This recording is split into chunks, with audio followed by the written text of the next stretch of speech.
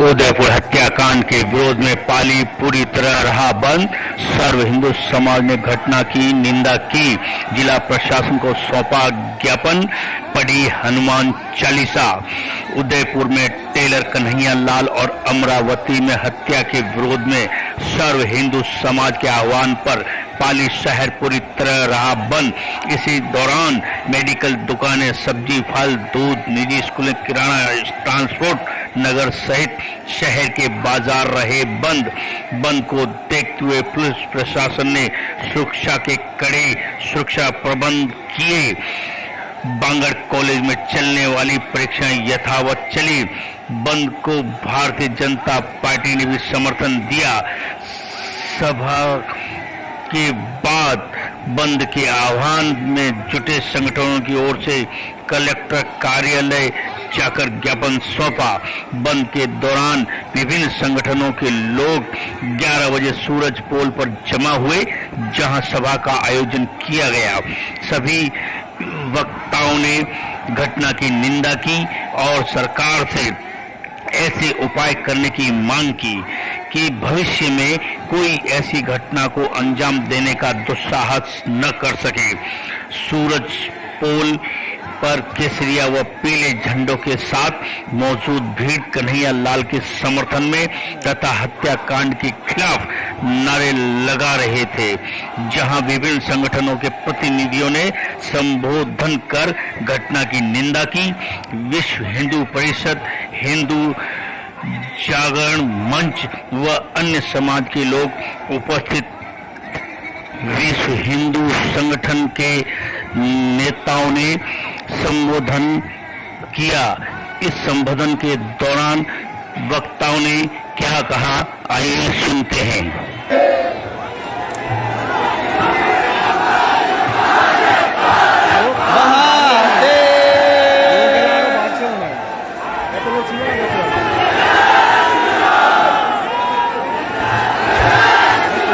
जय जय श्री राम, जय जय श्री राम। मैं लंबा नहीं बोलने वाला हूं, थोड़ी देर बोलूंगा। आज से 1400 साल पहले करबला के मैदान में जो हसन और हुसैन की लड़ाई हुई, उसका कारण कौन था पता है आपको? नुपुर शर्मा। कौन था?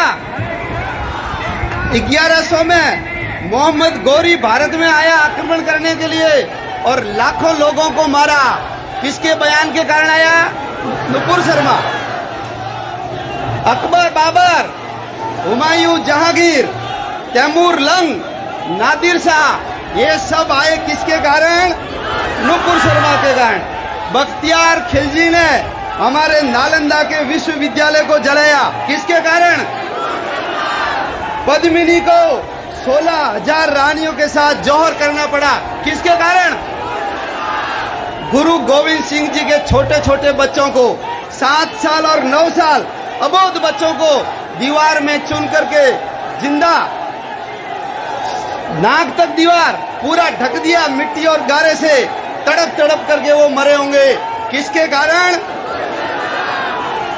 तो भाइयों, ये वामपंथियों की चाल है। और ये जुडिशरी में बैठे हुए लोग बिल्ली को देखकर जैसे कबूतर आंखें बंद करता है, ऐसे आंखें बंद करके बयान दे रहे हैं। कोई दोष नहीं है नुपुर शर्मा का, उसने तो वही बातें कही है जो कुरान में लिखी हुई है। कुरान में लिखा हुआ है,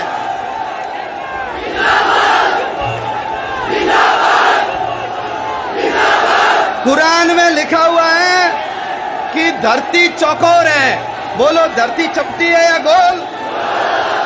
और धरती गोल है, इसलिए हमको एक विषय पढ़ाते थे, उस विषय का नाम है भूगोल। क्यों? क्योंकि भूमि कैसी है। लेकिन ये इतने कट्टरपंथी है, उपग्रह ने फोटो भेज दिया गोल धरती के, लेकिन उसको मानने के लिए वो तैयार नहीं है। चलेंगे सीधे, धरती का किनारा आ जाएगा, नीचे गिर जाओगे, ऐसा लिखा हुआ है। उड़ता हुआ घोड़ा नुपुर शर्मा ने अपने मन से नहीं कहा। आयशा का विवाह 6 साल में हुआ और 9 साल में उससे शारीरिक संबंध बनाए गए, ये मैं नहीं कह रहा हूं, ये कुरान में लिखा हुआ है। और इनका जो मामा है, इनका जो मामा है जाकिर नाइक, आपने सुना जाकिर नाइक के बयान? जाकिर नाइक ने कहा है, जनसत्ता अखबार ने लिपापोती करके उसको 9 साल से 19 साल का बना दिया, लेकिन जाकिर नाइक ने कहा जनसत्ता ने गलत लिखा है। आयशा की उम्र कितनी थी? कोई गलत नहीं बोला। मुल्ले और मौलवियों को आगे आकर के बोलो, स्पष्टीकरण देना चाहिए कि नहीं देना चाहिए? लेकिन जाकिर नाइक बोलेगा तो कोई विरोध नहीं करेगा, और हमारा कोई व्यक्ति बोलेगा तो सारा आसमान सिर के ऊपर उठा लेंगे। कारण हिंदू जग रहा है, उनकी हालत खराब हो रही है। हिंदू जग गया तो मेरा क्या होगा, तेरा क्या होगा रे कालिया? आपने वो गीत सुना होगा ना, अपनी तो जैसे तैसे, थोड़ी ऐसे या वैसे कट जाएगी, आपका क्या होगा जनाब अली? तो आपका क्या होगा ये जानते हैं, इसलिए ये विद्रोह कर रहे हैं। भाइयों, मैं आपको कहता हूं, आपने रामायण पढ़ी हो नहीं पढ़ी हो कोई बात नहीं, गीता पढ़ी हो नहीं पढ़ी हो कोई बात नहीं, वेद देखे हो या नहीं देखे हो कोई बात नहीं। आप सबसे निवेदन करता हूं, आप कुरान पढ़िए। क्या पढ़िए? कुरान। और यदि कुरान पढ़ोगे तो आपको समझ में आ जाएगा गीता क्यों पढ़नी चाहिए। जब तक कुरान नहीं पढ़ोगे, आपको गीता क्यों पढ़नी चाहिए समझ में आने वाला नहीं है। इसलिए सब लोग हिंदू धर्म ग्रंथ, तो हम तो चलो बचपन से माता पिता, दादा दादी, नाना नानी हमको संस्कारों में सिखा देते हैं, जो हमारे धर्म ग्रंथों में वो हमको बता देते हैं, प्रैक्टिकली बता देते हैं, लेकिन उसको नहीं पढ़ते। उसको पढ़ेंगे तो आपको सब चीजें समझ में आ जाएगी कि ये जो बातें हैं उठ कहां से रही है। और जब उनकी पुस्तकें उनको अधिकार दे रही है, मारने का उनको अधिकार दे रही है, तो फिर ये लोग क्यों नहीं मारेंगे? इसलिए कई देशों के अंदर कुरान के ऊपर क्या लग गया है? बैन लग गया, प्रतिबंध लग गया है। कारण सब चीजें वहां से निकल रही है। इसलिए आप सब लोग कुरान जरूर पढ़ना, आपको सारा चित्र समझ में आ जाएगा। भाइयों, हम सब लोग संगठित थे, एक थे, इकट्ठे होते थे, यज्ञ करते थे, पूजा करते थे, सत्यनारायण की कथा करते थे, कुंभ में जाते थे, मंदिरों में शाम को इकट्ठे होते थे। ये सब हम भूल गए। त्रिकाल संध्या करते थे, हम सब भूल गए। लेकिन हमारी बातों को उन्होंने पकड़ लिया, इसके कारण आज वो मजबूत और आगे बढ़ रहे हैं। अपने को भी, जिसके कारण हम महान थे, जिसके कारण हमारी संस्कृति और सभ्यता के डंके दुनिया में बजे, वो चीजें हमको वापस करनी पड़ेगी। और उसमें से जो सबसे पहली और आवश्यक चीज है, वो चीज है जो आज सब लोग इकट्ठे हुए हो, हम सब लोगों को मुट्ठी की तरह बंधना पड़ेगा। राजपूत अकेला पूरा नहीं है, जाट अकेला पूरा नहीं है, ब्राह्मण अकेला पूरा नहीं है, एससी और एसटी के लोग अकेले पूरे नहीं है। ये जब सब मिलेंगे तो जाकर के पूरे होते हैं। इसलिए जातिवादी भावना से ऊपर उठना, और हिंदू हम सब दुनिया में 2 प्रकार के काम होते हैं। एक होते हैं अच्छे काम, गायों को चारा डालना, पक्षी को चुग्गा देना, प्याऊ लगाना, कहीं पेड़ लगा देना, कहीं शेड लगा देना, कुर्सियां लगा देना, ये सब अच्छे काम है। लेकिन दूसरे काम होते हैं आवश्यक काम। हिंदू इस बात को नहीं समझता, मुसलमान इस बात को समझता है। इसलिए मैं आपको एक बात पूछता हूँ, आप में से कोई भी मेरे को मुसलमान के बनाई हुई प्याऊ दिखा सकता है क्या? मुसलमान का बनाया हुआ पक्षी चुगाकर बना सकता है क्या कोई? बता सकता है क्या कोई? मुसलमान कभी पेड़ लगाता है क्या? कभी लंगर चलाता है क्या? गौशाला या धर्मशाला, हॉस्पिटल बनाता है क्या? अरे कभी भूकंप और बाढ़ आ जाए तो फटी हुई लुंगी और पजामा तक नहीं देता वो प्रधानमंत्री राहत कोष के अंदर फूटी कौड़ी 5 पैसे भी नहीं देता। क्यों? क्योंकि उसको पता है ये बेवकूफी के काम कौन करता है? हिंदू करता है। इसलिए वाटर कूलर लगाएगा हिंदू, पानी कौन पिएगा? हाँ, आप कहीं वाटर कूलर नहीं बता सकते जिसपे लिखा हो कि इसका निर्माण या इसकी स्थापना अल्लाह बख्श लो खुदा बख्शने की, कहीं नहीं देख सकते। सब हिंदुओं के नाम आते हैं। लेकिन दूसरा काम होता है आवश्यक काम, और वो आवश्यक काम हर शुक्रवार को वो लोग मस्जिद में जाकर नमाज पढ़ते हैं, और उसके बाद जो मौलवी खड़ा होकर के उनके अंदर जो विद्रोह की भावना भरता है, उसके अंदर कट्टरवाद ठूंसता है। इसी के कारण तो जब नमाज पूरी करके निकलते हैं तो उन लोगों के हाथों में पत्थर होता है, और हमारा व्यक्ति जब पूजा करके निकलता है तो उसके हाथों में प्रसाद यानी लड्डू होता है या नहीं होता है? होता है। इसलिए हम सब लोग ये जो अच्छे काम है, अच्छी बात है, करना ही है, लेकिन हम सबको आवश्यक काम करना है, और वो आवश्यक काम है संगठन, संगठन, संगठन। इसलिए आप सब लोग किसी न किसी संगठन से जुड़ो, संघ की शाखाओं में जाओ, बजरंग दल के अखाड़े में जाओ, विश्व हिंदू परिषद से जुड़ो, दुर्गा वाहिनी और मातृशक्ति से अपने घर की बहन बेटियों को, महिलाओं को जोड़ो। और नहीं जोड़ा तो आने वाले समय में हमारा भविष्य अंधकार में, हमारी बहन बेटी सुरक्षित नहीं रहेगी, गौ माता सुरक्षित नहीं रहेगी, मंदिर सुरक्षित नहीं रहेंगे, ये महाराज सुरक्षित नहीं रहेंगे। और जब हम ही नहीं रहेंगे तो बोलो देश बचेगा क्या? देश कंकर पत्थर से नहीं बनता है, देश बनता है समाज से, और उस समाज के अंदर एक उसको जिंदा रखने वाली चीज होती है, वो है संस्कृति। इसलिए हम सब लोगों को हिंदू संस्कृति को जिंदा रखना है, और इस जिंदा रखने का काम कौन करता है? ये संघ और संघ से जुड़े हुए संगठन करते हैं। इसलिए आप सब लोग इसमें जुड़िए। क्यों? क्योंकि ये महत्वपूर्ण काम कर रहे हैं, इम्पोर्टेंट काम और इमरजेंसी काम। इमरजेंसी काम है संगठन का, वो ये संगठन कर रहा है, आप सब जुड़िए। सद्गुण विकृति, हम घर में देवताओं के फोटो लगाते हैं, सबके हाथ में हथियार है, लेकिन बोलो हमारे घर में हथियार मिलेगा क्या? यदि कन्हैया जी के आसपास की दुकानों के अंदर, सबके अंदर यदि लठ होता, यदि फावड़े का डंडा होता, छोटा मोटा लोहे का सरिया होता, तो बोलो वो दोनों अपराधी वहां से जिंदे जा सकते थे क्या? नहीं जा सकते थे। तुम भवानी का फोटो लगाओ, अष्टभुजाधारी 8 हाथ है, लेकिन घर के अंदर तो सब्जी काटने का अच्छा चाकू भी नहीं है, तो भवानी आकर के तुम्हारे जैसे लोगों की मदद और रक्षा नहीं करेगी। आपको हथियार उठाना पड़ेगा। कानून की मर्यादा में जो है वो घर में रखो, और जब हथियार हाथ में आता है आपकी ताकत 100 गुना बढ़ जाती है। इसलिए देवताओं को पूजो मत, उन्होंने जो किया है, उनका जो रूप है, उनके जो हाथ में, वो सब चीजें हमारे हाथ में होनी चाहिए। अपने घर के ऊपर भगवा ध्वज होना चाहिए, सब लोगों को लगे उस संगठन से जुड़ा हुआ है।